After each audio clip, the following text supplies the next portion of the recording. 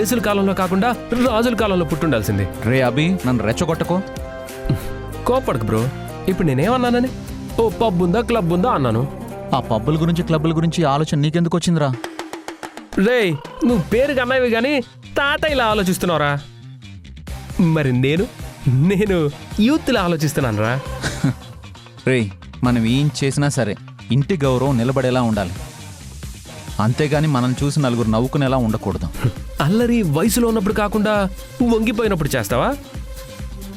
చూడు బాబు, వయసులో ఉన్న పిల్లలు అల్లరి చేస్తే పిల్లలు కదా అలాగే ఉంటారు అనుకుంటారు. దానివల్ల పరువు ప్రతిష్టలు ఏమి పోవు. కానీ ఏం చేయకపోతేనే ముద్దపప్పుల్లో ఉన్నారేంటి, వాళ్ళు ఎవరైనా డాక్టర్కి చూపించండి అంటారు. అసలు నేను చెప్పింది ఎప్పుడైనా విన్నావరా? ఎప్పుడు ఇలా తలతిక్కలా మాట్లాడి ఏదో ఒకటి చేస్తూనే ఉంటావు. హే, నువ్వు వస్తావా? లేకపోతే నేనే బయట ఎక్కడికైనా. రే ఏంట్రా, ఏమన్నా? నేనే ఉన్నాను. ఏంటి రంగయ్య, అప్పుడే ఇంటికి వెళ్తున్నావా? లేదు బాబు, తోటకి వెళ్తున్నాను. ఈ టైంలో తోటకి ఎందుకు?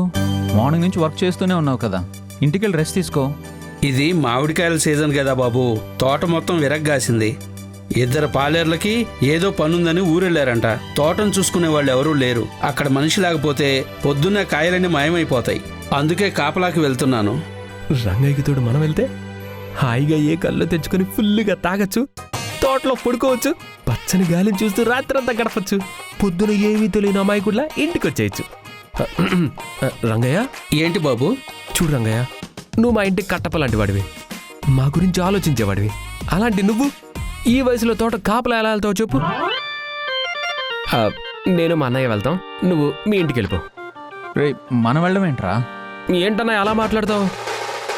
వయసు అయిపోయిన రంగయ్య వీరుళ్ళ కాపలా కాస్తానంటుంటే, వీరుల వంశంలో పుట్టింది మనం కాపలా కాయలేమా?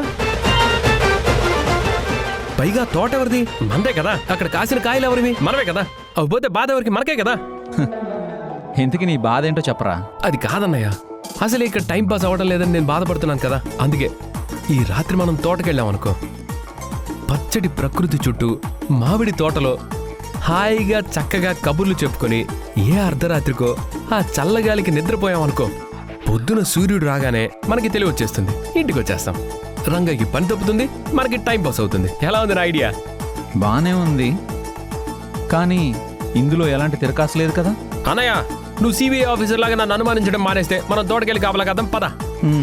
సరే రంగయ్య, నేను అభి వెళ్తాం, నువ్వు ఇంటికి వెళ్ళు. మీకెందుకు బాబు శ్రమ? మీరు హాయిగా ఏసీలో పడుకోండి, నేను వెళ్తాను. రంగయ్య, ఎందుకు చెప్తున్నానో అర్థం చేసుకో. అసలే ఒప్పుకోక మా అన్నయ్య ఒప్పుకున్నాడు. నువ్వు ఇంటికెళ్ళు. వెళ్ళవయ్యా, వెళ్ళు వెళ్ళు, ఇంటికెళ్ళు. రే రారా. ఒక్క నిమిషం రా, వెళ్ళి అమ్మకి చెప్పొస్తాను. మనం ఏమైనా ధర్మపీఠానికి వెళ్తున్నావా తీర్పు చెప్తానని చెప్పి రావడానికి? వెళ్తుంది తోటకి, ఎవరికి చెప్పక్కర్లేదు. నువ్వు ముందెళ్ళు, నేను మధ్యలో వచ్చి జాయిన్ అవుతాను. సర్లే వెళ్ళు, త్వరగా రా. అసలు తోటకు ప్లాన్ చేసింది శుభ్రంగా కళ్ళు తీసుకొచ్చి కడుపు నిండా తాగేసి పడుకుందామని.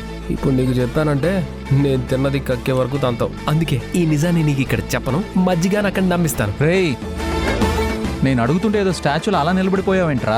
ఏంటో చెప్పు. బాబు భార్గవరామ, మీ అనుమానాల్ని పక్కన పెట్టి ముందు మీరు వెళ్ళండి. నేను చల్లని కూల్ మజ్జిగ తీసుకొస్తాను, మీరు వెళ్ళండి. సరే, త్వరగా రా. వెళ్ళవయ్యా, వెళ్ళు వెళ్ళు. అన్నయ్య తోటకి, మనం కళ్ళు కాంపౌండ్కి.